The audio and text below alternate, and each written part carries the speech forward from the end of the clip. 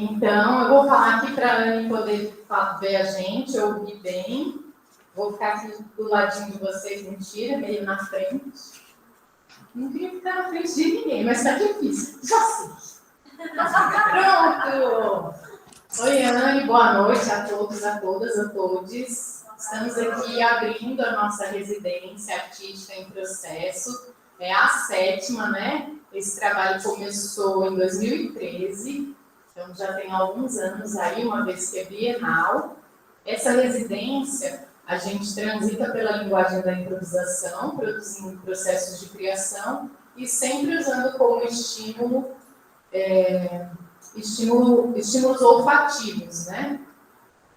Então, hoje, finalmente, eu consegui trazer uma pessoa muito cara para mim, que é essa mestra querida, Anne Walsh, que foi uma pessoa muito querida que eu conheci num curso, num workshop, primeiramente, de perfumaria que eu fiz aqui em Natal, e depois eu a escolhi para ser minha tutora na minha formação como perfumista botânica, que eu fiz no Natural Perfume Academy, o NPA, né, que é dirigido pela Justine Crane, mas a gente poderia ter um tutor brasileiro e eu quis realmente que fosse Anne, porque a maneira como eu sinto os cheiros é brasileira demais, então eu precisava de uma tutora brasileira para mim.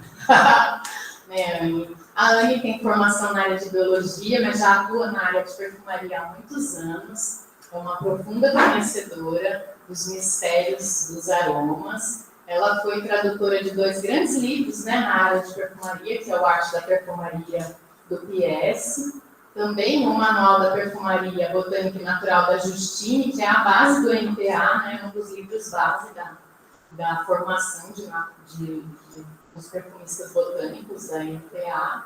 E ela recentemente lançou o livro dela, que eu estou esperando chegar o meu, né, Anne? Logo mais. Depois você mostra para eles, se puder, que é o Notas da Perfumista, né? Que é o livro dela sobre perfumaria. Ela lançou agorinha, recentemente. E a gente vai trabalhar com alguns aromas a partir de amanhã, no laboratório, né? Nas salas de prática. Mas hoje eu a convidei principalmente para trazer um pouco para a gente sobre a história da perfumaria. A gente estava conversando ao telefone e... Olha lá, gente, esse é o livro que ela acabou de lançar, Notas da Perfumista, pela editora Laszlo, que é uma editora que está muito ligada à aromaterapia, né, que é uma das grandes produtoras e distribuidoras de óleo essencial no Brasil, né, de Minas, assim como a Anne. Então eu pedi para ela que ela trouxesse um pouquinho para a gente da história da perfumaria. Ela estava até assim, meio em crise. Ela falou, Patrícia, mas eu preciso de pelo menos 5 horas para falar sobre isso. E eu falei para ela, não, assim, uma pincelada no menu degustação. E deixei ela muito à vontade para escolher as questões, algumas questões que ela pudesse pincelar para a gente da história da perfumaria, principalmente em relação à relação do corpo, né, com essas substâncias fragrantes no decorrer da história. Então, abro a palavra para você, Anne, sinta-se à vontade, a casa é sua, um grande prazer receber. Então, boa noite para todo mundo. Já vou logo de cara me desculpando por 2 motivos. Eu peguei uma gripe danada, está muito frio aqui em Minas, tá? Então eu vou pedir perdão pela voz, que já não é boa quando eu estou bem, imagina o gripado, então tá uma porcaria. Mas é assim mesmo que nós vamos, não tenho culpa, nem ninguém tem de estar assim, né? Então estou aqui com um pedacinho de gengibre e pastilha Valda para poder dar essa conversa com vocês. Então, meu conhecimento, como a Patrícia falou, eu sou formada em biologia e a história para mim é só por conta da perfumaria mesmo, porque a gente, se não estuda história na perfumaria, principalmente na perfumaria que se diz antiquário, que resgata perfumes de outrora, então acho que se você não estuda história, está perdido, não? Então é mais ou menos por aí que nós vamos funcionar. Vocês estão me ouvindo direitinho? Está tudo certo? Só para contextualizar para você, Anne, eu só abri os trabalhos aqui com um hidrolato de Palo Santo, tá? Tá, oh, que delícia. Então é isso. Vamos lá começar, então. Desde que a gente se conhece por gente, e quando eu digo isso, eu não estou falando do Homo sapiens, eu estou falando do Homo neanderthalensis, que é o homem de Neandertal, que já tinha vínculos com aromas, tá? Então vamos começar desde a pré-história mesmo, bem pré-história, tá? Nos primeiros hominídeos que foram encontrados na Europa. O que acontece? Quando eu estive na Turquia uma vez, a gente foi a uma caverna onde eles moravam, a caverna de Karaim, e lá tinha um museu. E o interessante desse museu é que havia um funeral, né? Um morto, mas preparado. Então você vê que a evolução humana já começa por aí, né? O preparo de um funeral. Não conheço nenhum bicho que faça funerais. Pode ser que tenha um cemitério, como os elefantes, mas funeral é maior, né? E ali nesse funeral tinha o morto, claro, em posição fetal, as armas que ele usava, tá? Então era um cabo de lança, porrete, umas tiras de couro, umas coisas assim que não. E martelinho, né? A cabeça do martelo, linda, bem entalhadinha. E uma vasilha contendo sementes e ervas. Possivelmente as ervas que ele gostava. Dentro daquela sacolinha existia, então, acho que tinha tomilho, tinha alecrim, que são realmente oriundas ali daquela região, algumas espigas de lavanda e lentilhas. Era isso que tinha na bagagem do morto. Então, quer dizer que a nossa ligação com os aromas já vem de antes da gente existir, tá? Então, na época do homem de Neandertal, já se cultivava o amor aos perfumes, aos aromas. E provavelmente essas ervas também devem ter o seu valor medicinal, e que a gente sabe que tem, né? E as medicinas primitivas sempre estão muito ligadas aos cheiros e aos perfumes e ao material que a gente usa para fazer perfume até hoje. Tá? Então, se vocês quiserem fazer alguma pergunta, nós vamos fazer o seguinte: eu vou explicando cada época, né? Mais ou menos, grosso modo, e vocês perguntam, porque senão a gente vai deixar tudo para o final, vai ficar uma loucura, eu não vou conseguir resgatar tudo que eu falei, tá? Então, se vocês tiverem dúvida, qualquer coisa, já me interrompe, já fala mesmo, porque é melhor assim para mim. Então, na pré-história, já tem esse vínculo. Depois, nos primeiros assentamentos humanos, sim, da época em que não havia roda, não havia nada, só havia aglomerados humanos, né? O homem era um ser nômade, provavelmente caçador e coletor, né? E havia os encontros periódicos em lugares de templo, de algum culto, alguma religião, alguma coisa assim, primitiva. em que eles se juntavam, como é o templo de Göbekli Tepe, na Turquia, que é um aglomerado de templos e que havia muita romaria ali para aquele lugar, mas ninguém morava ali, tá? Então, são templos em que acho que provavelmente tinha algum culto, né, periódico, e as pessoas se aglomeravam desse jeito, até os primeiros assentamentos mesmo, aí já cidadezinhas.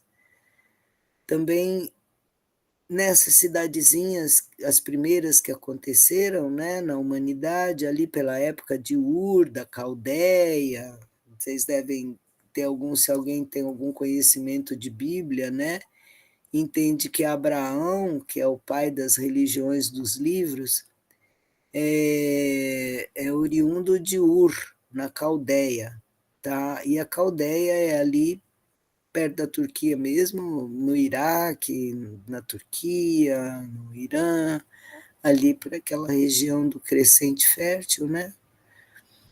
Babilônia, que aconteceram os primeiros assentamentos humanos e as primeiras cidades. E nessa época, então, foi inventada a roda, mas, por exemplo, essa cidade que eu conheci, chamada Arslantepe, na Turquia, foi uma emoção muito forte para mim. Eu chorei o tempo inteiro que eu estava lá, muita emoção mesmo, tá? De ver assim aquelas ruas estreitas, né? Rua de 1 metro de largura, 1,5 metros de largura. A grande avenida tinha 1,5 metros de largura, por onde passavam provavelmente um burro indo e outro voltando, né? Não tinha carro, não tinha roda, não tinha nada. Era apenas animais carregando carga, andando para lá e para cá. Fala, Ana. Não, desculpe, Ana, eu apertei aqui o botão errado e Sem levantou problema. a mãozinha. Vamos continuando. Então, esses primeiros assentamentos humanos, a gente vai falar, tá falando do quê? Dos primeiros assentamentos humanos ou do aroma? As primeiras objetos que me chamaram a atenção quando eu vi o museu daqueles lugar, daquela cidade, foram os incensórios, tá? Então eles já queimavam resina dentro de casa para tirar algum cheiro abusivo, porque os animais eram criados dentro da casa, tá? Geralmente eles faziam uma espécie de um sobradinho com o primeiro andar bem baixo. Então, ali as cabritas e os carneiros ficavam embaixo da casa.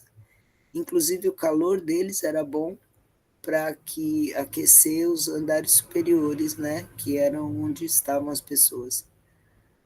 Tá? E havia nichos na parede onde eles colocavam esses incensórios para poder tirar o cheiro do ambiente, né? Para perfumar o ambiente. Provavelmente fazer alguma conexão com o divino, porque a própria palavra perfume quer dizer através da fumaça, perfumum, tá? Então, os primeiros perfumes que existiram na humanidade provavelmente devam ter sido os incensos, tá? Eles eram o incenso era queimado normalmente nas casas e provavelmente devia ter alguma relação com comunicação com os deuses, tá? Então, isso nos primeiros assentamentos humanos. Aí os progressos tecnológicos, né, vão acontecendo e a gente fala assim, progresso tecnológico, e é progresso tecnológico mesmo, porque sair de uma situação dessa para ter uma roda e um carrinho com um bicho puxando na frente é uma revolução, né? É um acontecimento muito grande, é um forte indício de progresso, tá? Acho que antes disso só o fogo mesmo conseguia ser um grande acontecimento, né? Aí, então, a fabricação de vasilhas e tal. Aí, nessas alturas do campeonato, vamos dizer, aí botar em 1700 anos antes de Cristo, foi descoberto o ferro. Até então era a Idade do Bronze, né? Então foi descoberto o ferro pelos hititas. Os hititas descobriram o ferro e começaram a usar para fazer seus utensílios. Então vocês imaginem um mundo que antes não tinha ferro, só tinha bronze, tá? Faziam ligas metálicas, tinham tecnologia, faziam portas magníficas, tinham altares de trocentos mil deuses, porque eram, por exemplo, os hititas adoravam 80 deuses diferentes. Então, imagina o ano, tinha festa de cada deus desses, né? E comemorações com bebidas, comidas, danças, perfumes, incensos e toda a parafernália. E sacrifícios, claro, muitas vezes humanos, tá? Então, se um povo como esse entrasse em guerra, o prisioneiro de guerra ia virar sacrifício no templo de algum deus, tá?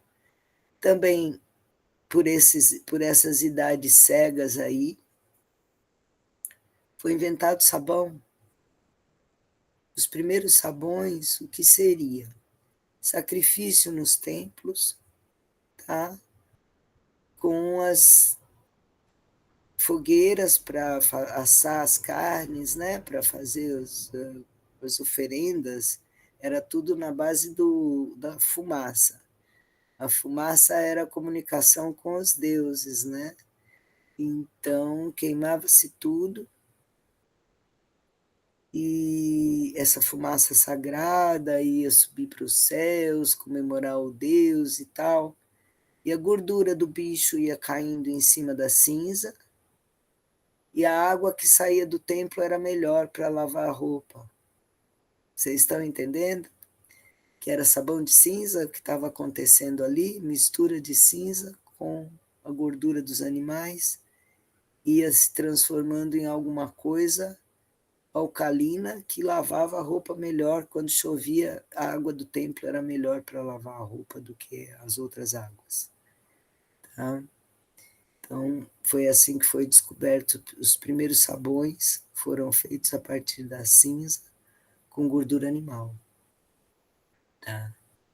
Então, o primeiro sabão vegetal mesmo, 100% vegetal, provavelmente foi na África, o sabão preto, que é feito com a manteiga de karité e a palma, o óleo de coco dendê, né?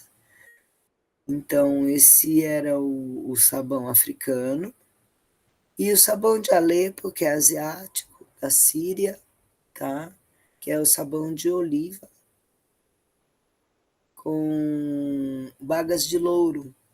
Tá? Então, o óleo da frutinha do loureiro e a oliva, tá? Então, fazia um óleo misturado e o sabão de Alepo até hoje existe. Tá? Alepo nem existe mais, de tanto bombardeio que tomou, mas o sabão de Alepo existe, porque os sírios saíram da Síria e foram para a Turquia, foram para a Alemanha, e foram abrir fábrica de sabão nesses lugares, e na Espanha, e onde tem azeite mais fácil, eles estão procurando o seu lugar para montar uma fábrica de sabão. É um sabão maravilhoso, gente, mas é coisa fina mesmo, tá? É um sabão todo especial, que é feito com baga de louro e oliva, óleo de oliva e soda, tá? A partir da cinza também. Então, esses são grandes progressos tecnológicos, tá? O ferro, a roda, o sabão. Vocês estão vendo como evoluía rápido o mundo naquela época? Bem devagar, né? para a nossa velocidade, que assim a gente pisca um olho e tem um monte de coisa acontecendo, tá? Era outro ritmo. Então aí, se vocês têm alguma dúvida, até esse período, posso ir embora para o Egito? Peraí.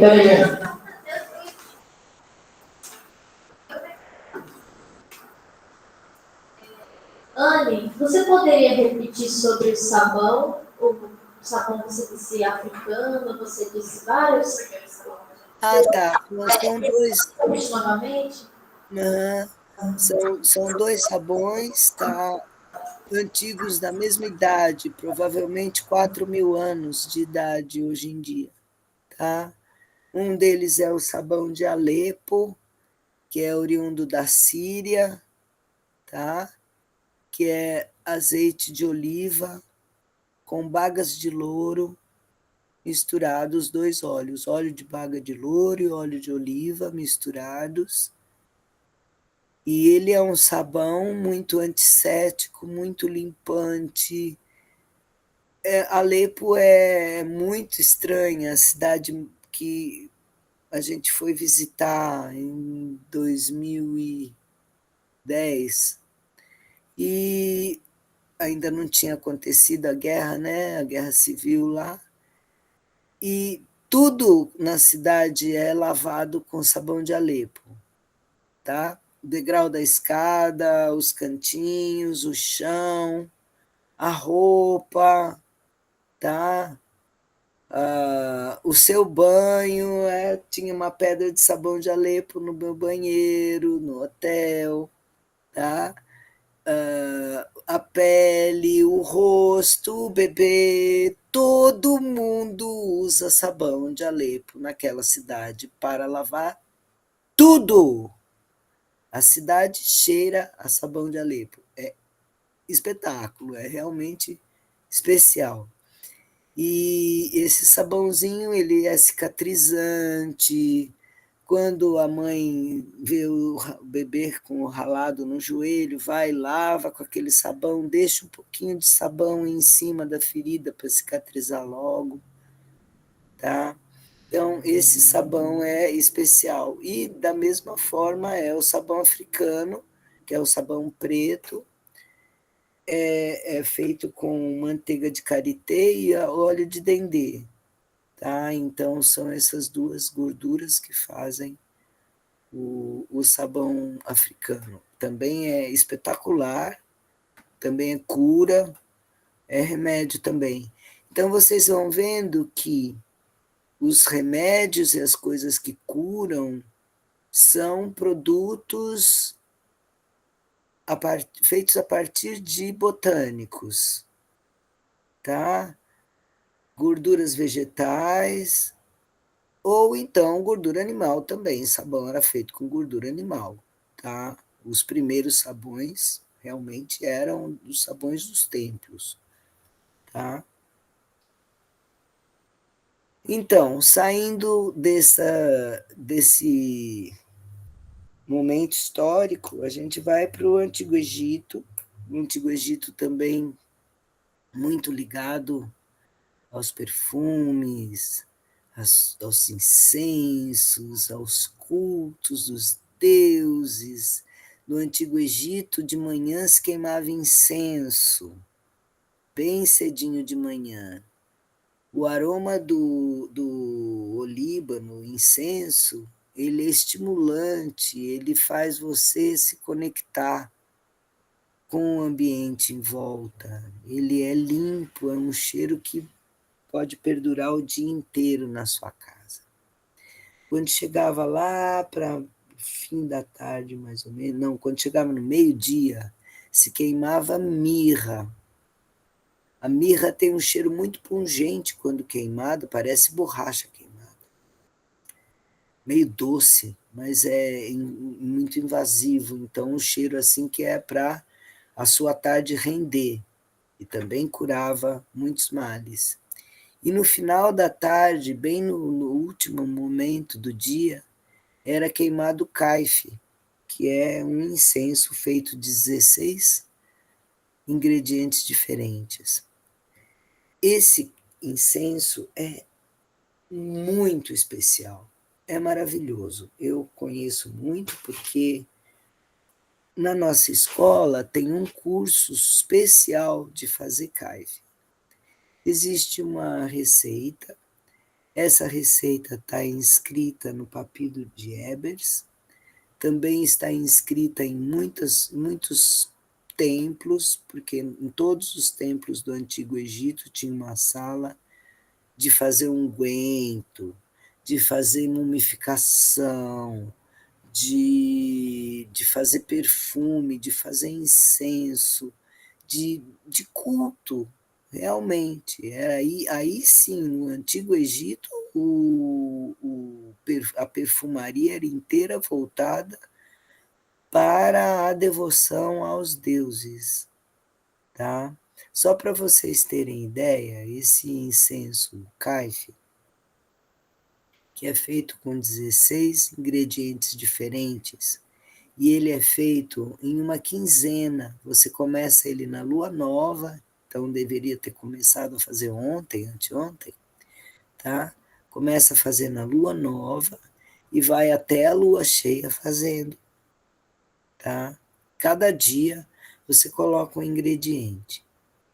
Esse ingrediente é triturado no pilão e acrescentado um ao outro e vai fazendo. Cada dia você acrescenta um pouquinho mais dos ingredientes dentro do pote final, né? Geralmente é um tachinho de cobre. Eu tenho o meu ali em cima, vocês podem ver. Um tachinho de cobre. Tá? Nunca fiz, tá? Tenho todos os ingredientes, tenho tachinho de cobre, nunca fiz porque eu tenho artrose nas mãos e me dói muito a mão para fazer. Precisa de muita força, tá? A intenção vale, pelo menos está ali o tacho. Então, esse incenso, ele representa o corpo de Osíris, porque Osíris, Sete e Ísis são 3 deuses egípcios, que eram filhos do grande pai celestial deles lá. Ele tinha acho que 9 filhos e 3 deles que formaram essa treta toda. E a treta era a seguinte: o Sete queria casar com a Ísis, mas o chefão dos deuses falou não, quem vai casar com ela vai ser Osíris. Sete ficou muito magoado com isso. A Ísis era apaixonada pelo Osíris, adorou a ideia. E Sete fez o seguinte: eu vou matar o Osíris e vou casar com ela. Aí ele fez um ardil, de tal forma que o Osíris fosse para a casa dele numa festa.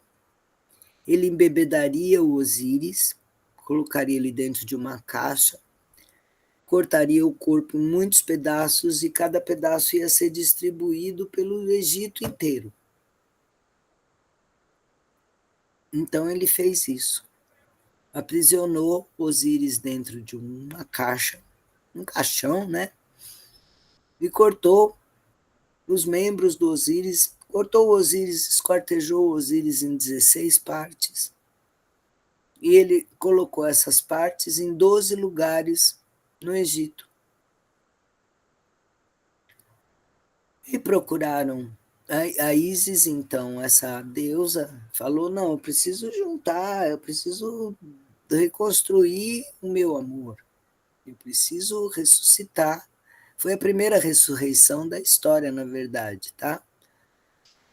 Eu preciso ressuscitar o Osíris porque é meu marido e eu vou fazer isso. E ela foi, com a ajuda do deus Anubis, os outros irmãos dela acharam justa a procura, foi atrás de todos os pedaços do Osíris, cada dia ela achava um ou 2 e colocava todos ao mesmo tempo juntos.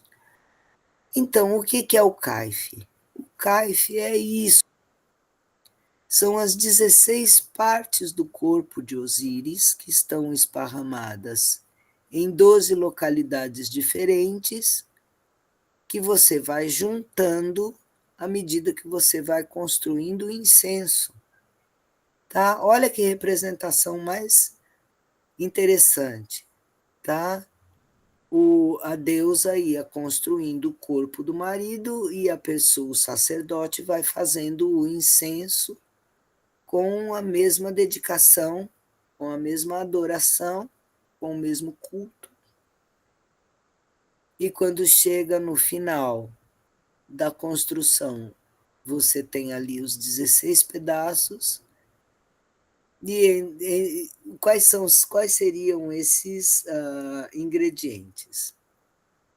Tá? Tem pinole, canela, cravo, cássia, cálamos, aspálatos, gálbano, tem um monte de resina de pinho, tá? Tudo isso vai embebido em mel, em vinho, tá? O vinho representaria o sangue de Osíris, tá?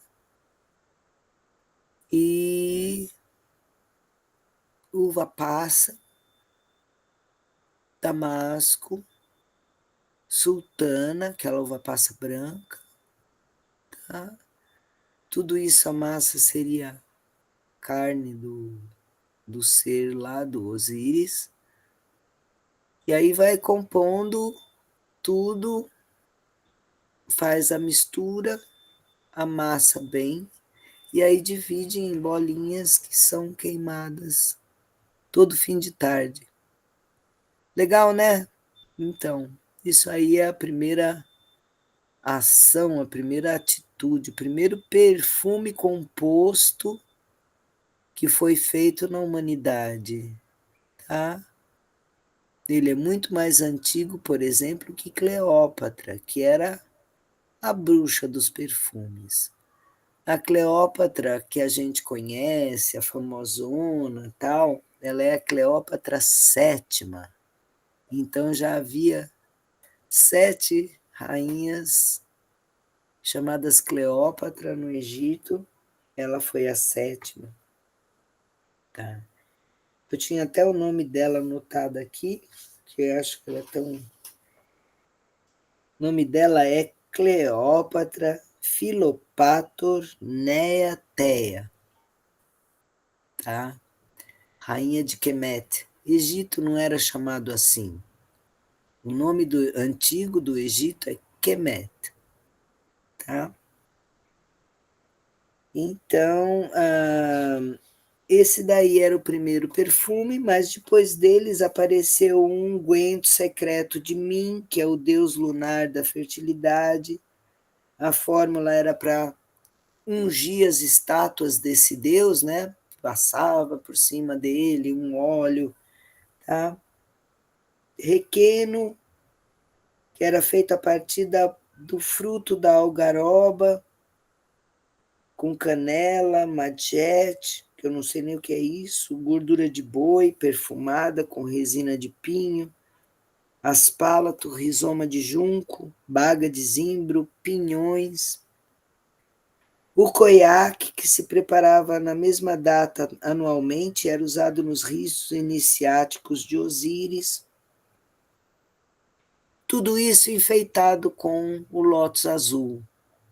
Então, o Egito tinha esse culto dos mortos, né? Tem o livro dos mortos do Antigo Egito, que fala das mumificações. As mumificações também são feitas com o material que a gente usa até hoje para fazer perfume, que é o benjoim, que é o olíbano, que é a mirra. São 3 resinas, né? E essas resinas eram dissolvidas no natron, que era uma espécie de um vinagre, e colocado dentro do cadáver, né, sem os órgãos, que eram separados num vasinho especial, tá? E eram mumificados com perfumes. Nunca um defunto cheirou tão bem como as múmias do Antigo Egito, vocês podem ter certeza.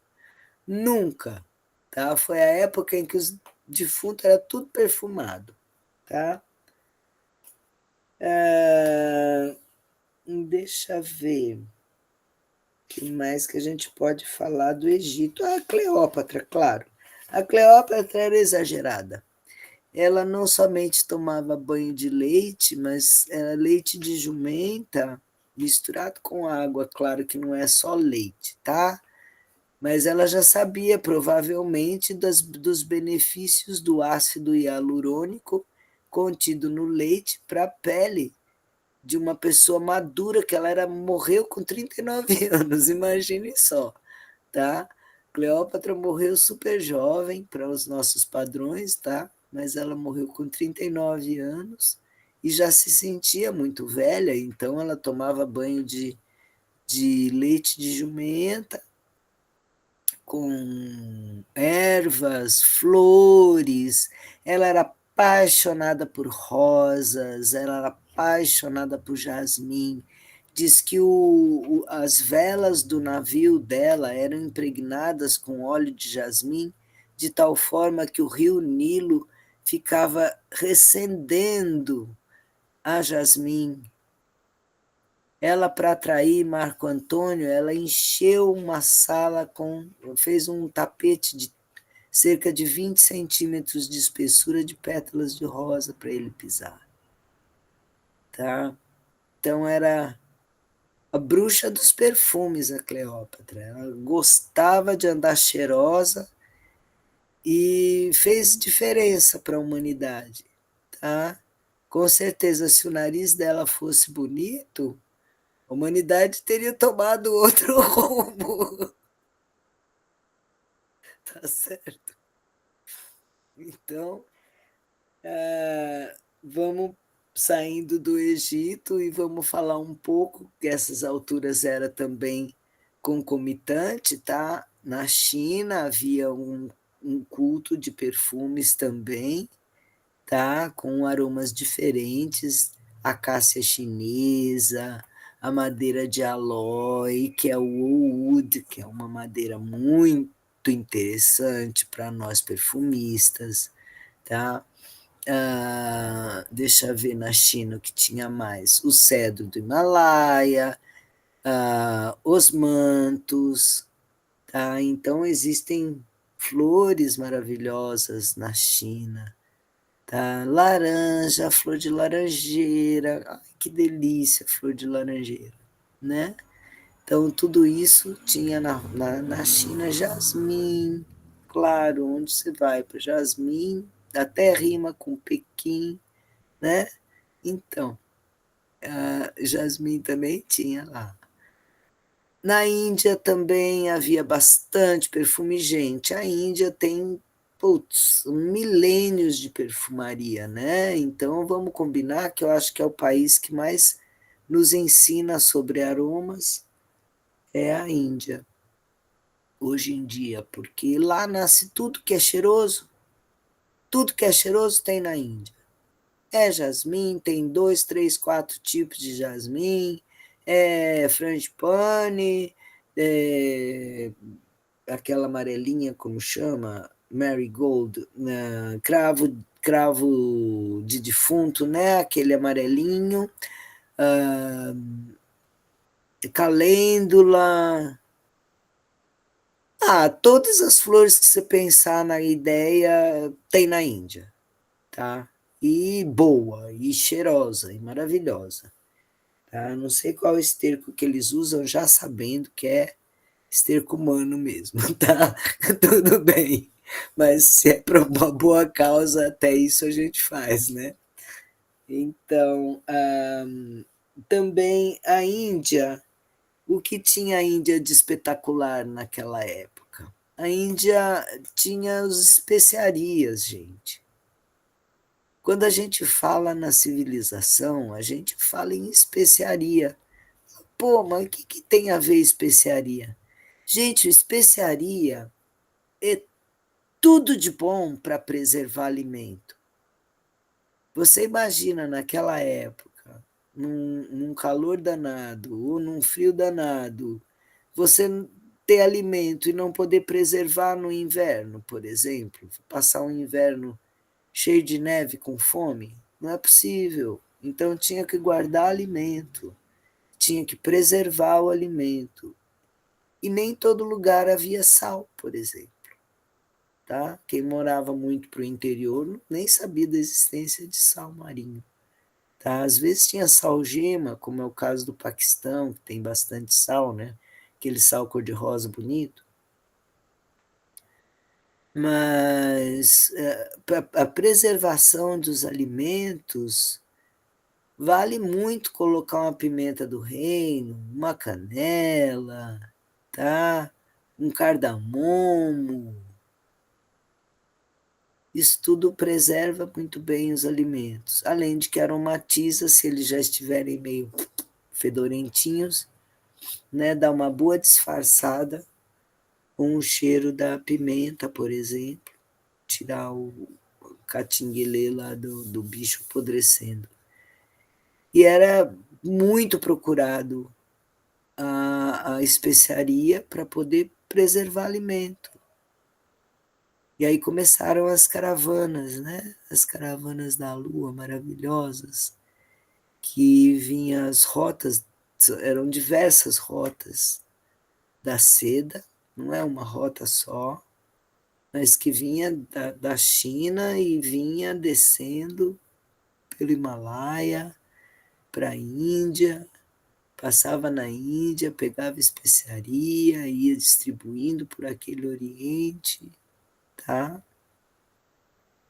E no dorso dos camelos, das mulas, no dorso dos iaques. Então tinha a rota da seda, a rota das especiarias e a rota do incenso, tá? São 3 rotas assim, que eram verdadeiras artérias no deserto, trafegando dia e noite, noite e dia, tá? Aquelas caravanas que passavam ali por Petra, pela Jordânia, né? Os nabateus de Petra, na Jordânia, eles cobravam um pedágio porque eles tinham água para poder dar para os animais, para as pessoas. Então era tudo assim, bem devagarzinho, bem lentamente, e às vezes uma caravana demorava anos para chegar no seu destino, que geralmente era o porto de Constantinopla, lá na Turquia, em Istambul, né, hoje, mas era Constantinopla. E com isso os gregos também foram entrando nessa jogada por conta de ter conhecimento, né, através dessas viagens de rota de seda, de especiaria, vem para lá e vai para cá, acabaram aprendendo bastante sobre perfumaria com os povos egípcios, tá? Então os egípcios ensinaram os gregos traduziram aquele monte de figurinhas que são os hieróglifos, eles traduziram, passaram para o grego muita daquela informação que era contida nos textos egípcios dos templos, tá? Esculpidos na pedra mesmo. Então, os gregos têm todo esse conhecimento. O Império Grego também foi muito importante para a humanidade, todo mundo sabe disso, que a Grécia é o berço da civilização, blá, blá, blá, blá. Então, os gregos exportavam os perfumes para os egípcios, iam por mar pelos navios fenícios, que eram os libaneses atuais, mas as galeras fenícias é que faziam o comércio, pegavam de um lugar, levavam para outro, iam fazendo essas transformações. E esse comércio corria solto o tempo inteiro antes de Cristo, lá para os 300, 400 antes de Cristo, tá? Mas, ao mesmo tempo, nós vamos ter que falar um pouco, só voltando um pouco para trás, vou falar um pouco na Babilônia, que eu esqueci de falar dela, e ela é muito importante, porque ela foi a primeira química, a primeira perfumista, a primeira mulher que ousou trabalhar nesse ramo, tá? Então, ela foi Taput Belatekalin, que é a primeira perfumista da humanidade que se tem registro, tá? Ela era da Babilônia. Esse título, Belatekalin, significa gerente do jardim. Então, vocês devem já ter ouvido falar nos jardins suspensos da Babilônia, que era uma das 7 maravilhas do mundo. Então, quem tomava conta desse jardim era uma pessoa muito, muito responsável, tá? E uma delas, acho que provavelmente a primeira, foi Taput. Taput era então a mulher que foi a primeira química, a primeira perfumista, e ela era também a intendente dos jardins da Babilônia. Tá? Não era pouca coisa, não, era um cargo de muita responsabilidade. Tá? E ela fazia perfumes para os reis, para toda a nobreza, tá? A partir das plantas do jardim. Gente, tudo bem até agora? Estão viajando comigo ou só eu que estou viajando aqui? Tem alguma dúvida, alguma coisa que eu possa esclarecer?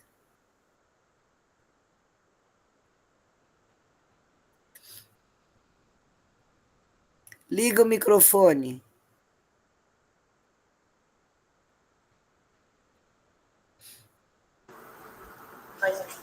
A minha dúvida é sobre os incensos, porque não ficou muito claro. A fabricação dos incensos é através de cinzas? O cálice não. Não. Aí eu vou repetir para você. Eu tenho aqui uma lista de ingredientes que vai no caife. E tem diversos outros incensos também. Cada um deles tem uma fórmula, tá? E cada fórmula tem um monte de uma lista de ingredientes. Eu posso mostrar algumas resinas que eu tenho aqui, tá? E o incenso é feito de olíbano, é o frankincenso, né? O incenso que dá o nome mesmo à matéria. É uma resina muito clara, deixa eu ver se eu tenho uma aqui na mão para te mostrar. Incenso, mirra, tá? São todos resinas que vão ser facilmente queimáveis, por isso que é legal, tá? Queima muito fácil e perfuma muito fácil também. É porque eu acho que para eles, né, incenso é incenso de vareta. Ah, não, peraí. Essa referência de quais são os vários incensos. Exatamente isso. Eu sei que tem o incenso de vareta, tem uns que é tipo uma gotinha. O cálice, ele não é nem a gotinha ainda, ele é feito de bolinha, assim, parece uma massinha, ele é queimado em cima de um carvão. Mas antes se queimava o próprio olíbano puro. Vou trazer amanhã para vocês verem o olíbano, as resinas e até as ervas, juntava-se essas ervas e queimava-se, né? Não era o incenso de vareta como a gente vê hoje. Bom, vocês podem reparar que a minha casa aqui é cheia de pacote, cheia de caixa, cheia de tralha em cima dos armários, que é tudo incenso, é tudo resina.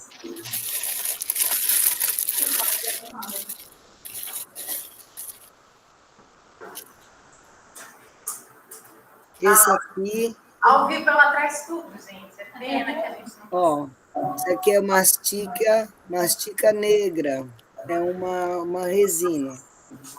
muito cheirosa, muito Tem na internet, não fala. maravilhoso. Esse aqui é o incenso branco, tá? O frankincense, que é o olíbano de que eu tanto falo. É esse cara aqui, ó.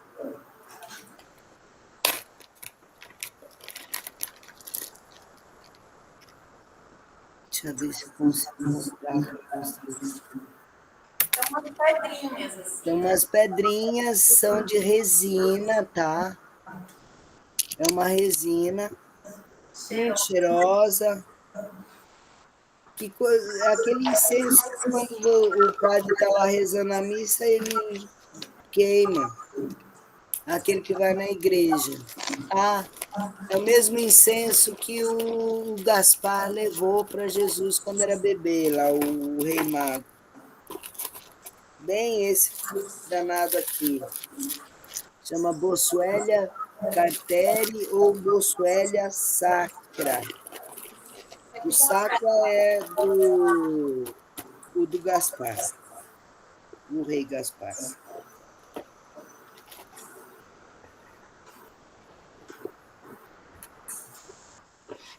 Isso aqui, ó, é mirra.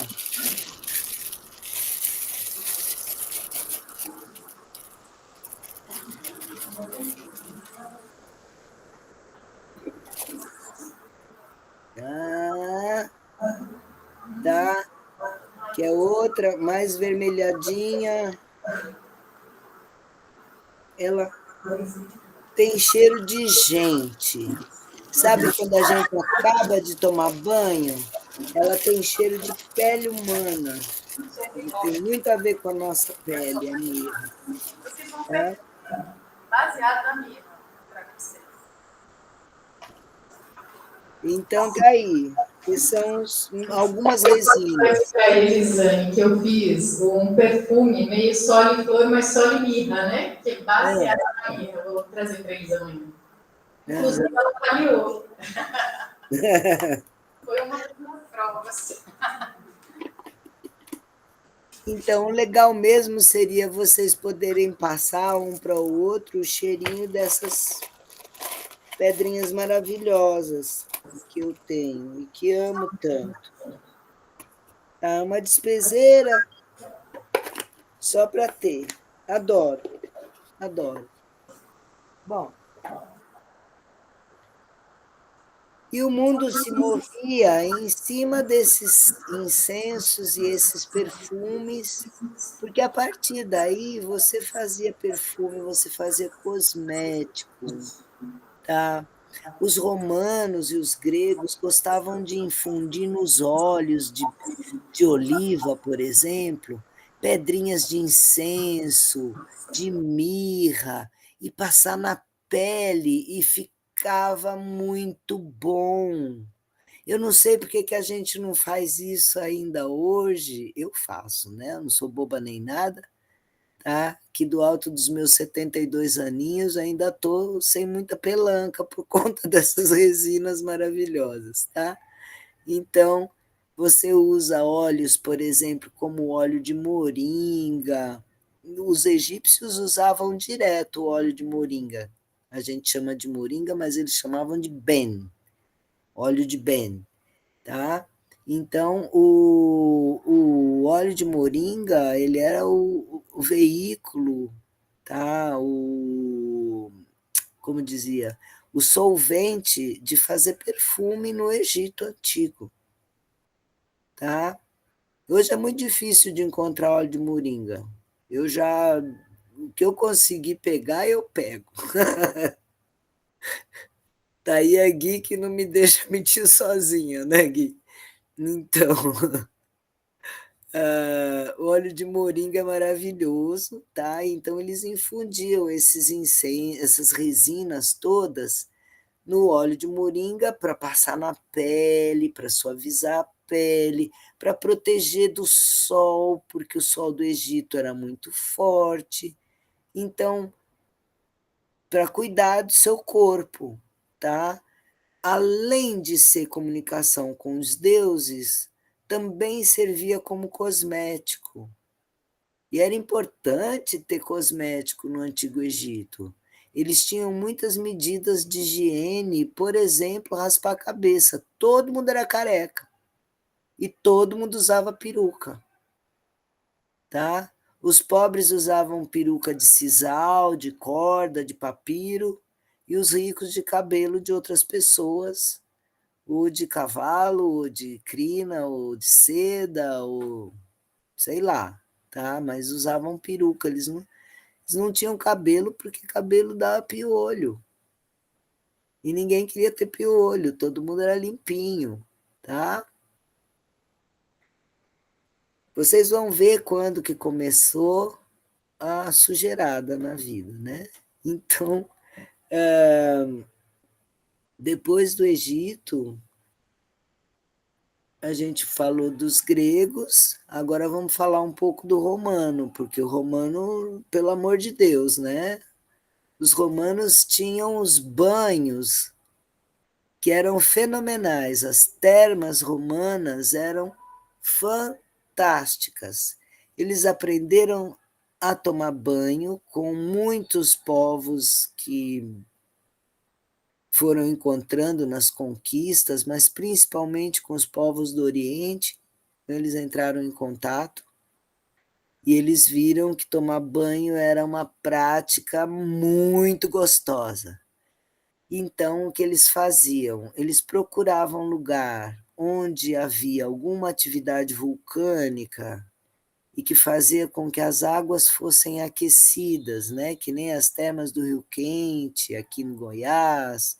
Tem em todos os lugares onde havia algum vulcão, onde havia alguma atividade geológica assim forte, havia uma água especial, né? Aqui eu moro num lugar que é assim, eu moro em Cambuquira, Cambuquira está no Circuito das Águas, aqui em Minas Gerais, e a água que eu bebo é gasosa.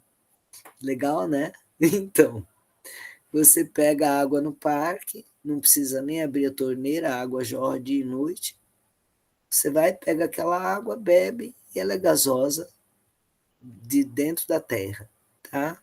Então é muito bacana você morar num lugar onde tem alguma coisa especial na água, tá? Em todos os lugares por onde os romanos passaram, eles usaram as fontes termais para tomar banho e fizeram termas maravilhosas em Roma, na Grécia, na Turquia, em todo lugar por onde o Império Romano se estabeleceu, havia um lugar para tomar banho. E todo mundo tomava banho junto.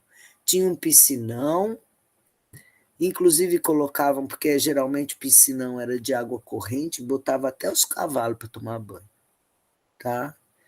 Então, tinha um piscinão grandão, que todo mundo tomava banho junto, homem, mulher, aquela parafernália, aquela doidice de romano, que é assim mesmo, era assim mesmo, né? Não é mais. Ainda bem, porque senão ia ser uma confusão maior ainda. Então, os romanos iam para os banhos, ficavam lá na piscinona, todo mundo junto, amolecendo, né? Depois eles iam lutar, correr, fazer exercício, tipo uma academiazinha antes de entrar no banho, para transpirar bastante. E aí entravam num banho super quente, que era um compartimento chamado caudárium. Embaixo da água que corria em cima daquelas piscinas, tinha um monte de fogueiras embaixo, um monte de caldeiras, chama mesmo braba. E aí botava aquela água por cima, uma piscininha, embaixo da piscina o aquecimento, tá? E aquela água quase que fervente, a pessoa entrava lá para amolecer a sujeira do corpo, aí era untado com óleo de oliva no corpo inteiro, era deitado numa maca Aí vinha um sujeito com uma espécie de uma foice, bem em formato de uma foice, mas feita de osso, chamado stridulum. E com isso ele ia raspando a pele do freguês que estava lá, tá? Para raspar aquela cacaria, aquele óleo sujo de suor, de, sei lá, de dias sem tomar banho, raspava tudo aquilo, porque não havia sabão, tá? Ainda não havia havido a conexão sabão com água ainda direito, tá? Então, lavava a pessoa com água quente, com aquele óleo de oliva, raspava todo o óleo sujo. Aquele óleo sujo não era jogado fora, ele servia de remédio para não sei que diabo de doença eu não quero ter, tá? Porque eu não quero passar esse óleo sujo de caca, não, tá? E pegavam esse óleo sujo e guardavam, e aí depois a pessoa saía daquele banho quentão e entrava num banho gelado, que era o frigidarium. Por último, vinha um banho de ervas. Ai, que delícia, essa é a melhor parte. Por último, vinha esse banho de ervas que tinha lavanda, alecrim, tomilho, aquele cheiro bem gostoso. A pessoa se lavava por último e saía todo perfumado de dentro das termas. Olha que vida boa que os romanos levavam, tá? E assim foi, sempre no exagero da luxúria, comia as comidas super extravagantes e, ao mesmo tempo que tomava banho com as essências mais maravilhosas, e passavam tanto perfume, tanto perfume, tanto perfume, que passavam perfume no cavalo, passavam no escravo, todo mundo era cheiroso na cidade, que ninguém sabia quem que era todo mundo espetacularmente cheiroso, tá? E todo mundo bem banhado, bem limpinho, tinha latrina pública, tinha tudo organizado. Até a decadência do Império Romano, e aí entraram quem? Os cristãos. E acabou o banho. Acabou o banho. Entraram os cristãos e acabou o banho, gente. A moralidade não permitia que aquela promiscuidade romana rolasse de jeito nenhum, tá? Então não podia mais tomar banho. O banho era motivo para lascívia, para sexo, para prostituição. Ninguém queria mais isso, todo mundo queria a vida em paz, casado, bonitinho, tarará, tarará. E aí os ascetas, né, os santos. São Jerônimo, sabe o que ele escreveu? Que quem se banhou nas águas do batismo não precisa tomar banho nunca mais. Já pensou? Que legal! A pessoa vai, nasce, é batizado e adeus banho. Já pensou que fedor? Que tinha humanidade nessa época? Porque aí começa a Idade Média, né? Aí começa por câncer generalizada, tá? As cidades dos romanos geralmente tinham água corrente. Água corrente. Peraí, Ana, peraí. Oi.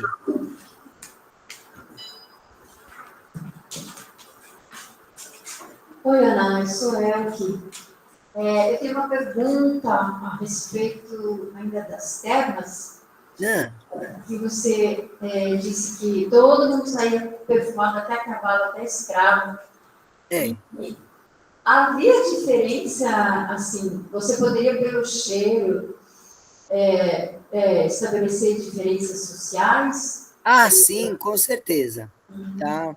Essência importada, coisa chiquitésima que Fenício trazia, por exemplo, o ládano, por exemplo, as coisas da Índia, tá? Os perfumes da Índia, as rosas da China, tudo isso valia muito mais do que perfume de alecrim, por exemplo, que estava ali no meio da rua, você vai, pega um ramo de alecrim, põe aqui atrás da orelha, arruda, tá? Então, tinha realmente uma estratificação social de acordo com o perfume que era usado. Tá? A nobreza se perfumava mais e se perfumava caro. Só para vocês terem ideia, no dia que Aspásia morreu, o Nero, marido dela, queimou todo o incenso que a Síria produziu aquele ano, num dia, só no funeral dela. Tá? Então, os romanos eram exagerados mesmo no perfume. Tem, assim, receitas de perfume, tipo, você passa mirra no pé, passa no joelho, você passa não sei o quê, no outro, na coxa você passa não sei o quê, na mão você passa não sei o quê, no braço você passa não sei o quê, na cabeça você passa não sei o quê, no pescoço você passa não sei o que lá, e sai. Sabe Deus com quantos cheiros que a pessoa saía, tudo montuado em cima do corpo, cada um em um lugar. Tá? Essas eram as maneiras de se perfumar da antiga Roma. E havia termas para pobres e termas para ricas? Tinha. Não, terma não era muito estratificada, não. Quem pudesse pagar para entrar na terma ia. Aí não era caro.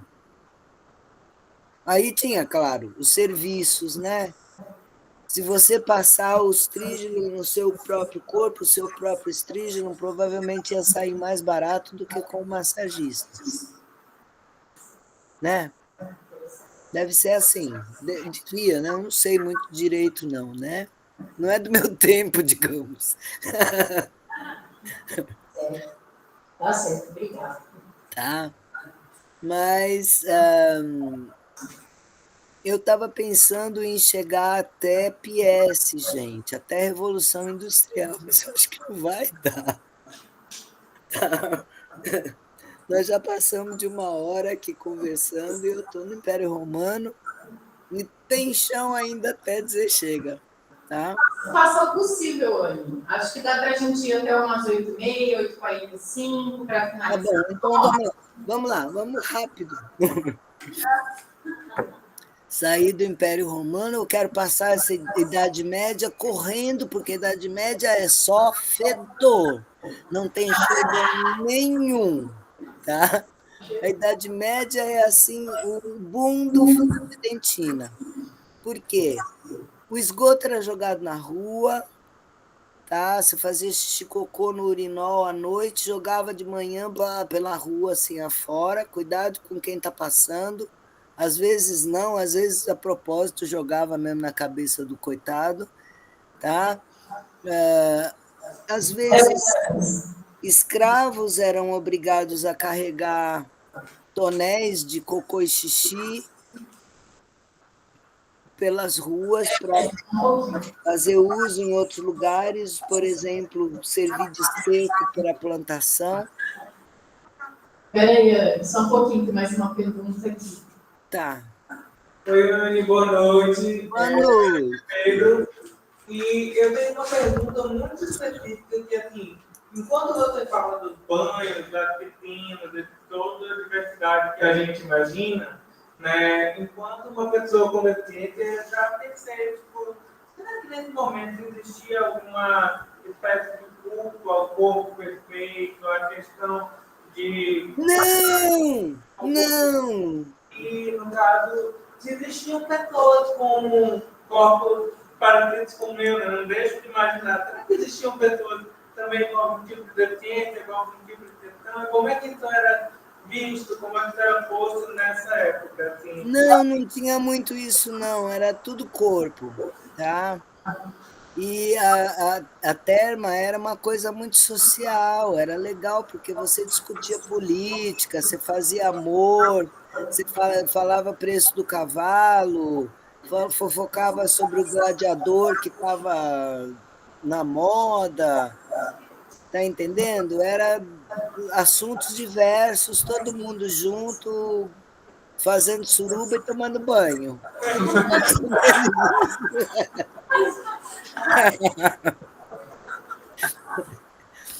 Tá? Pelo menos estava todo mundo limpinho, gente, sem problema. Né?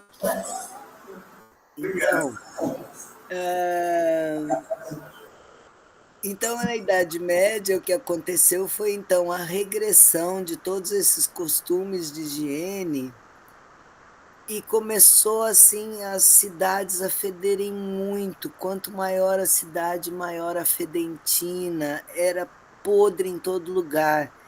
Tinha o bairro do Curtume, que era, assim, a coisa mais horrorosa, porque o couro era curtido com urina. As pessoas coletavam a urina de todo mundo num tancão e botava lá o couro para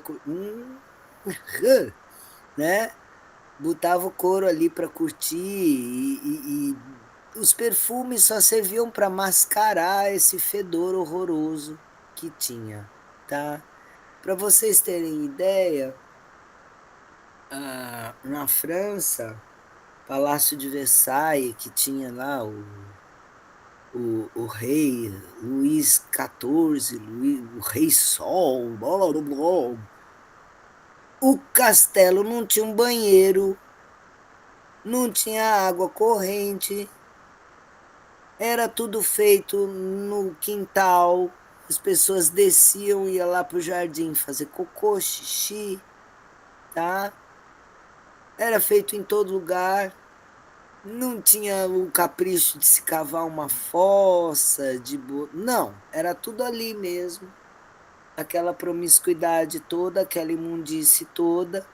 Eu acho que o ar era pestilencial. Agora vocês imaginam, se no Palácio do Rei, que era Versailles, era essa porcança, imagina na cidade, numa feira livre, na porta do mercado, tá? No Curtume, no lugar onde se plantava, fazia plantação e esse esgotaiada toda ficava ali macerando e fermentando, tá? E cemitério, que era tudo cova rasa. E as pessoas mais pobres, adivinham onde é que elas moravam? Perto dos cemitérios. E onde ficavam as prisões? Perto dos cemitérios. Então, você imagina os pobres que moravam por ali, nesses lugares fétidos, como é que sobreviviam, trabalhavam o dia inteiro e chegavam em casa, não se tomava banho, não se limpava, não se nada, tá? Provavelmente passavam um paninho no rosto. Só os ricos que passavam um pano molhado no corpo inteiro e se higienizavam um pouquinho mais, mas mesmo assim eram piolhentos. Cárie no dente era algo muito frequente, tá? Porque a alimentação era esquisita. As mulheres geralmente se apertavam tanto para fazer aquela cintura fininha que mal podiam respirar, volta e meia desmaiavam, tá? Não comiam direito também, comia que nem passarinho para não engordar, porque a beleza era aquilo ali, tá? Sabendo que o fedor dessas pessoas devia ser nauseabundo. Tanto que nas igrejas começaram a ter o costume de espalhar incenso, de queimar incenso. Tá? Por quê? Porque não era hábito dos cristãos queimar incenso. Eles passaram a queimar quando os padres resolveram falar, não dá para a gente aguentar tanto fedor. Tá? Porque vai fazer uma missa, vai a galera toda para lá e vai cada um com seu fedorzão. Como é que faz? Né? Tinha que dar um jeito para fazer com que a igreja tivesse um ar pelo menos um pouco mais sublime do que aquele fedor todo. Eles queimaram incenso e passou a ser um hábito, que apesar de ser um hábito pagão, bem pagão, ficou como hábito religioso até hoje, na igreja cristã, na igreja católica, tá? Aí, deixa eu ver onde a gente está. Falei das rotas, falei um pouco dos fenícios, tinha mais navegadores, sim, tinha os das Mil e Uma Noites, vocês devem conhecer Simbal Marujo, e o Simbal Marujo era de Omã, tá? E tinha pessoal do Iêmen, que também cuidava muito com incensos e com perfumaria. Mas vamos pular essa parte e falar um pouco mais sobre as descobertas tecnológicas. Vamos lá.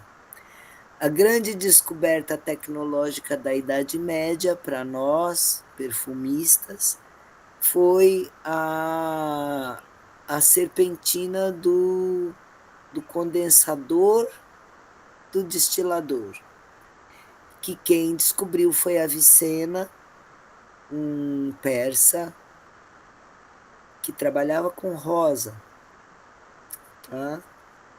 Dá-lhe gengibre, gengibre tá me fazendo falar legal, tá?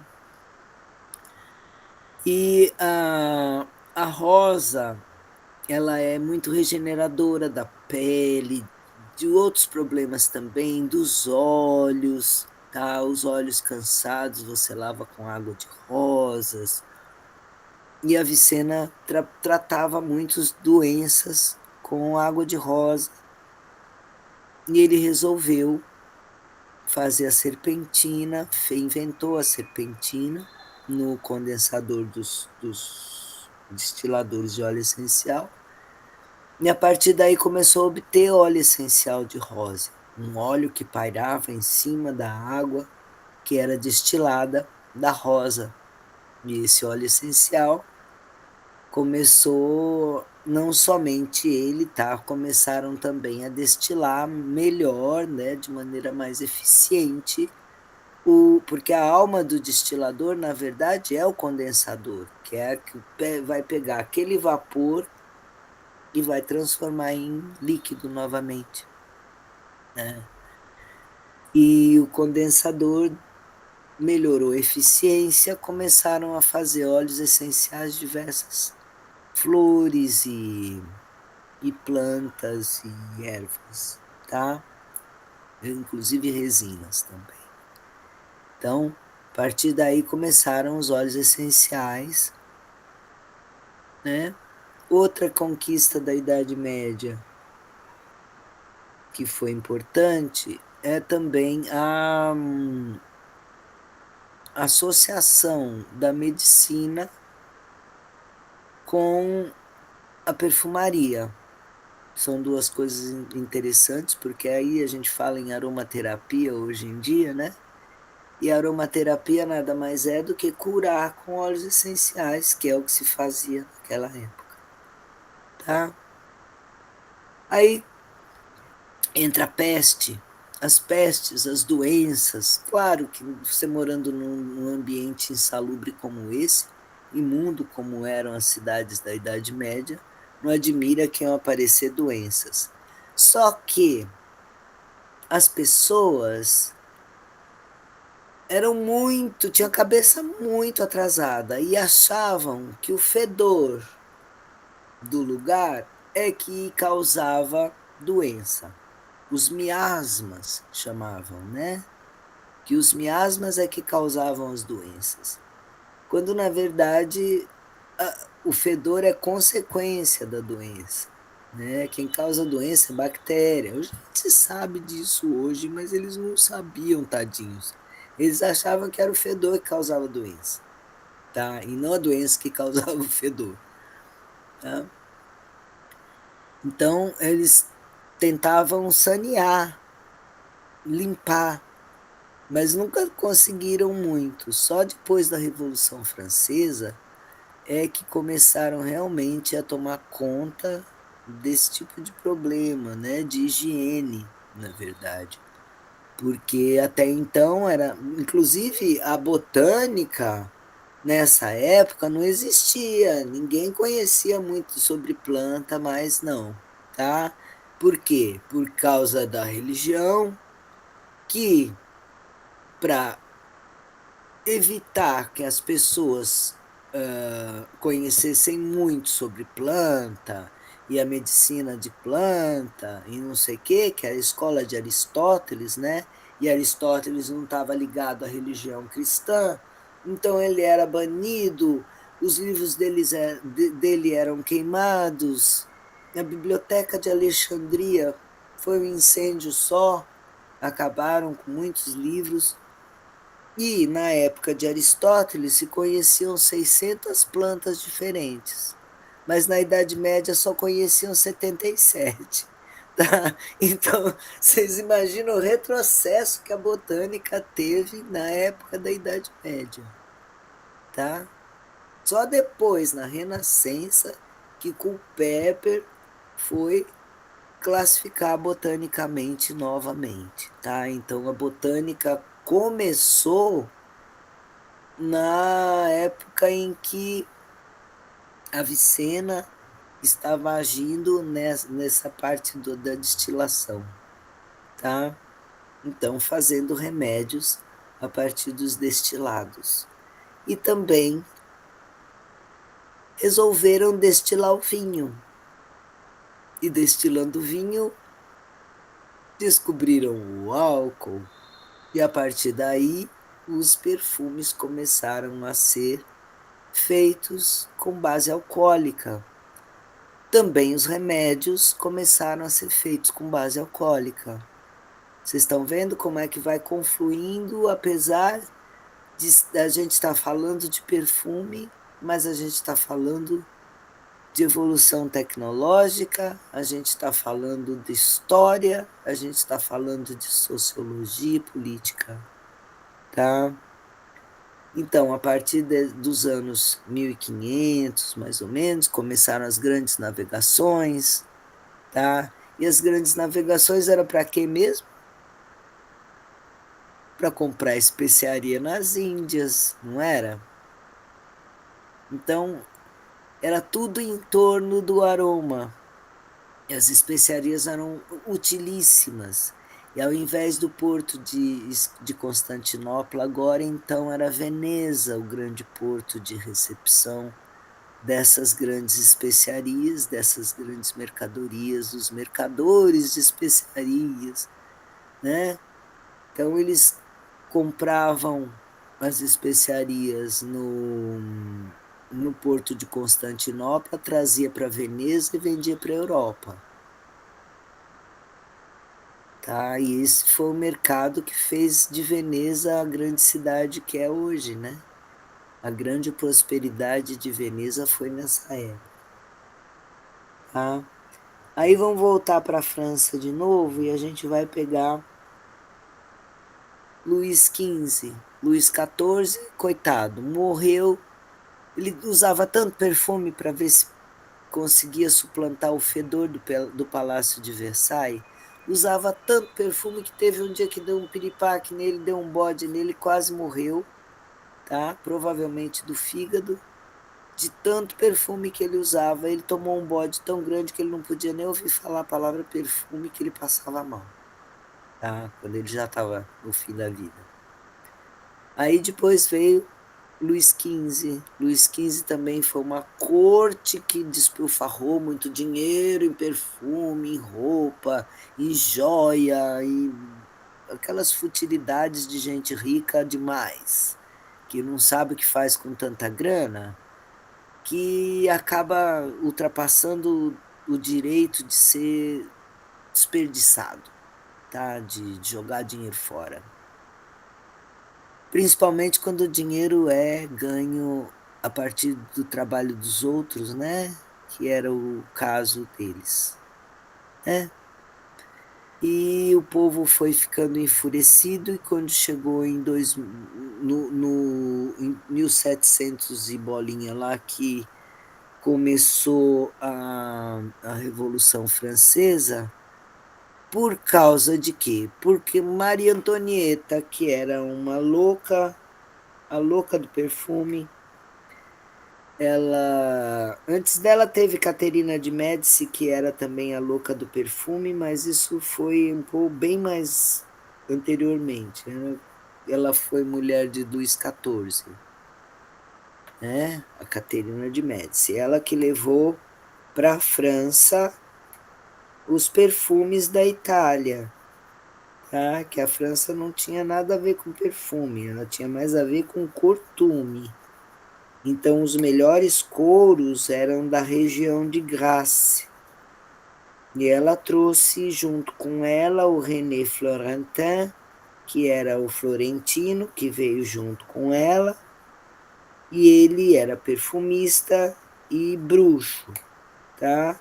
Sabia fazer perfumes, venenos, filtros, pomadas e outros bichos lá, que ela se usava muito para render os inimigos, né?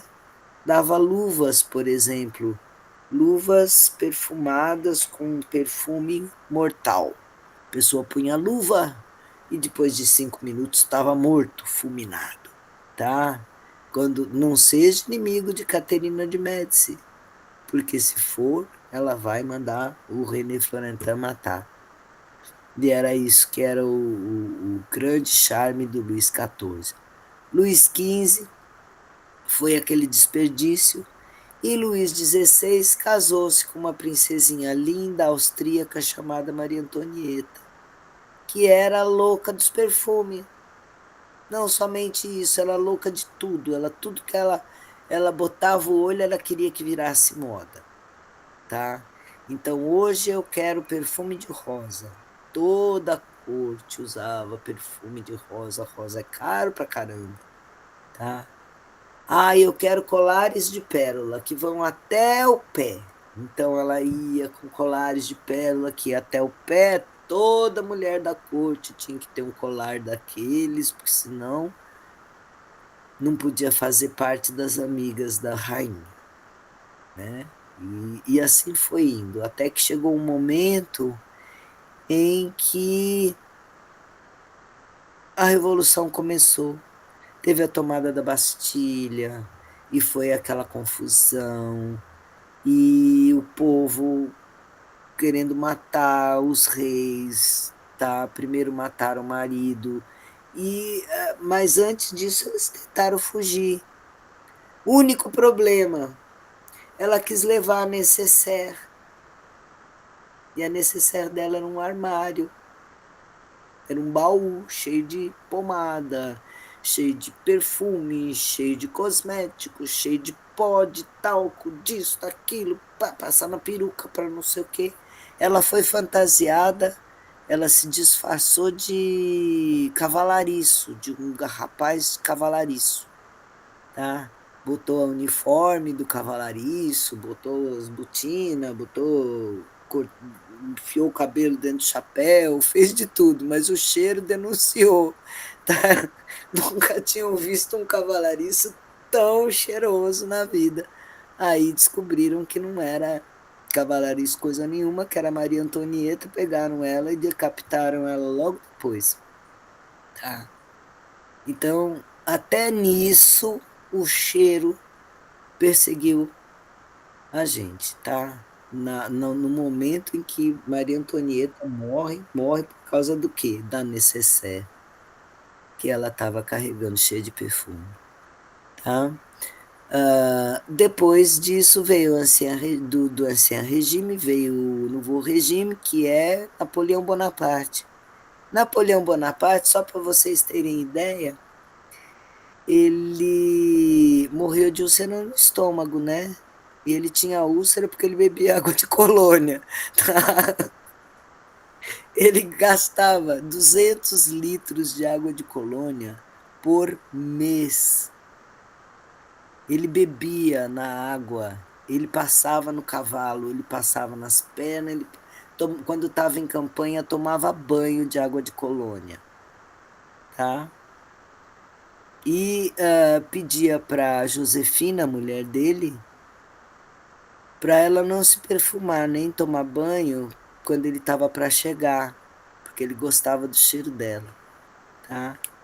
Mas ela também gostava de perfume, mas gostava de uns perfumes fortes, almiscarados, tropicais, bem carnais, bem sedutores. Gente, consegui chegar em Napoleão. Pra frente eu não vou mais não, tá? São 8h36.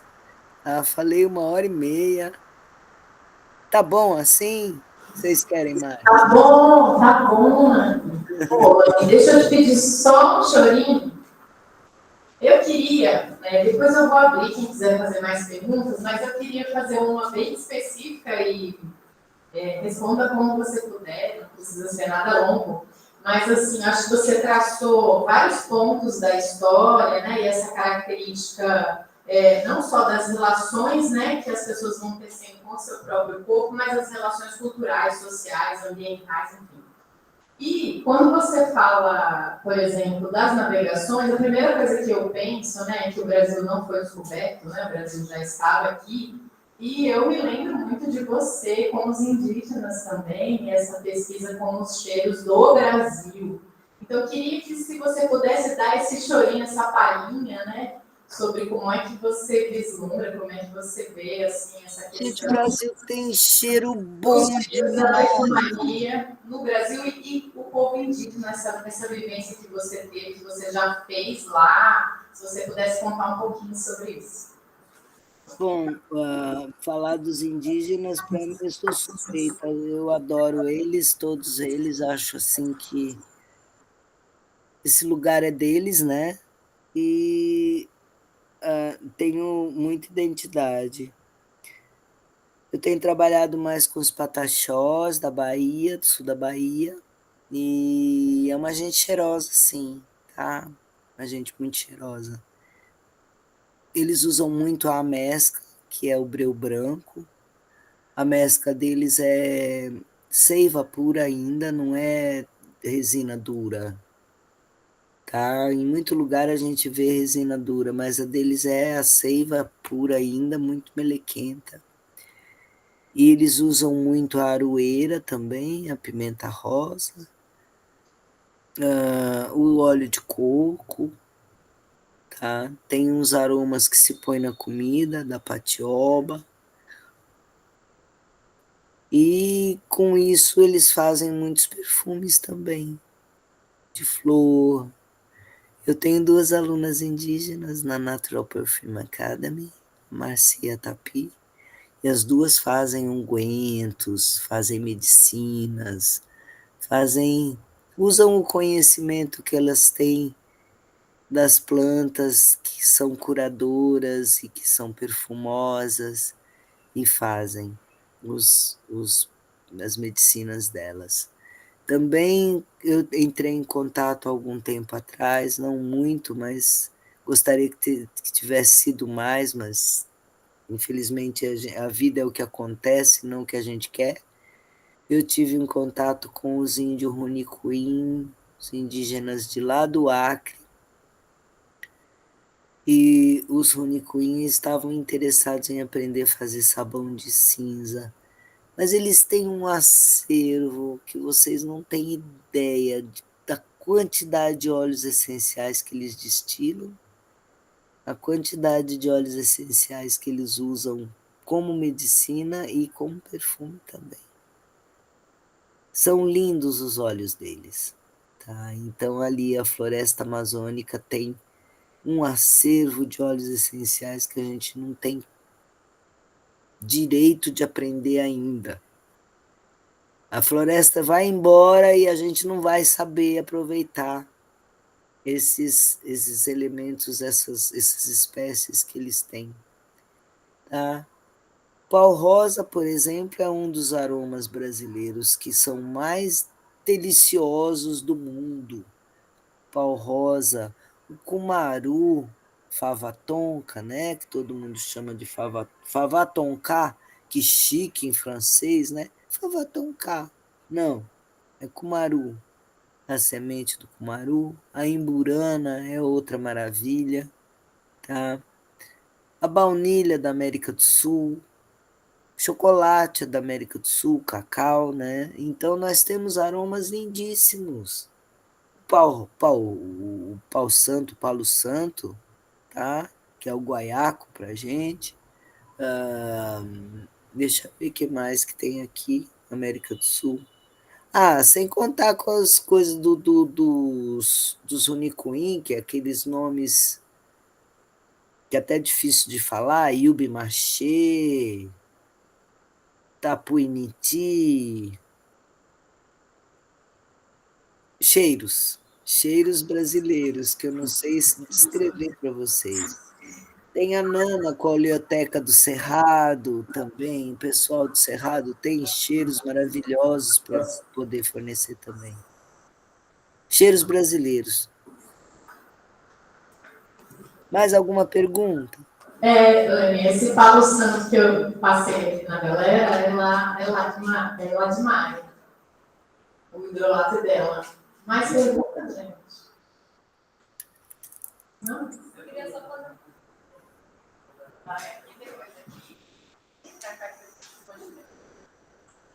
Boa noite. Meu nome é Isaías. Eu queria, na verdade, só que você concordasse ou discordasse. Depois do que você conhece e sabe. Quando você falou do cheiro, quando a professora perguntou sobre o cheiro do Brasil, né, nessa pesquisa com os povos indígenas que você fez, me despertou uma curiosidade, que é meio que o cheiro está muito atrelado à memória, né? E que existe essa coisa de a gente conseguir distinguir cheiro de mãe, cheiro de irmã, cheiro de quarto, cheiro de cozinha. E aí eu quero que você concorde ou discorde se isso está correto, se as coisas elas têm um cheiro próprio e que esse mexe com o lugarzinho da memória que a gente consegue distinguir. Sim. Isaías, você falou um ponto nevrálgico. O nosso olfato, ele está aqui, né? A membrana olfativa, ela fica mais ou menos nessa região aqui do nariz.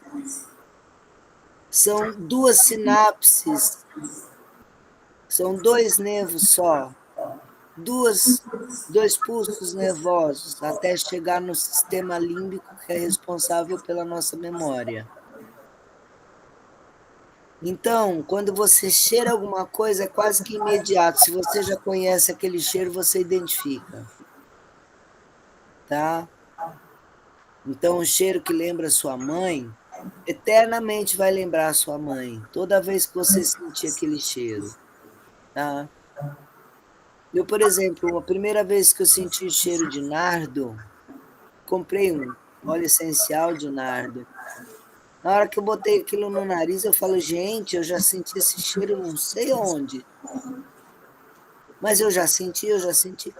Anos depois, eu fui me lembrar que foi na Crisma.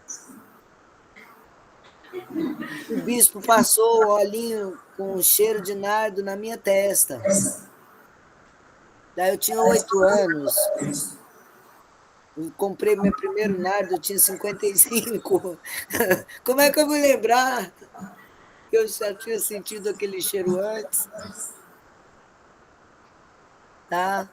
É assim mesmo. A memória é muito ligada ao olfato. Legal. Na verdade, eu queria só fazer um comentário, porque você falou de Cumaru. E aí, eu lembrei de uma memória de infância, porque a minha mãe sempre usou cumaru, na verdade, águas de cumaru, para inflamação. E aí, eu lembro quando eu era pequena, e quando ela descobriu que eu estava com inflamação, dizia, mas toma água de cumaru. Ela fez eu tomar todo santo dia. Era cumaru e água de ameixa. Tá vendo? A gente se lembra das coisas cheirosas.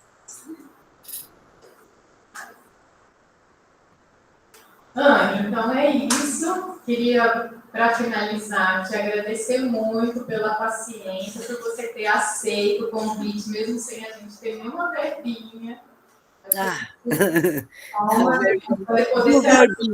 Um verbinho, isso nós temos, né? Né? A gente tem. A verba não tem, mas o verbo a gente tem. A gente tem. Meio caminho andado. Próxima vez vem a verba. Se Deus quiser, vamos ver se esse governo melhora, né? A cara de Elvis, assim, meio desacreditada. Vamos falar com o verbo. O verbo, por favor, traga sua mulher. Nós não aguentamos mais. É verdade. E assim, a gente vai fazer toda a residência e a gente vai finalizar isso com uma videodança. Vão ter várias imagens que depois eu mando para você os links para você ver também. Quero ver. Então, para finalizar, eu quero pedir uma salva de palmas.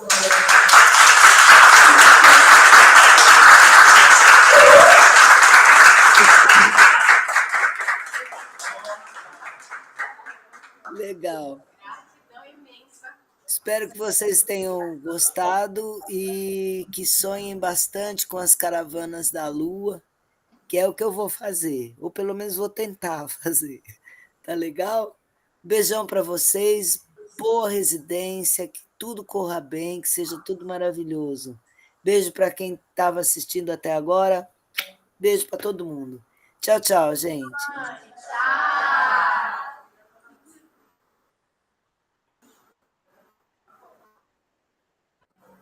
Peraí, gente, deixa eu só parar a gravação aqui, já falo com vocês.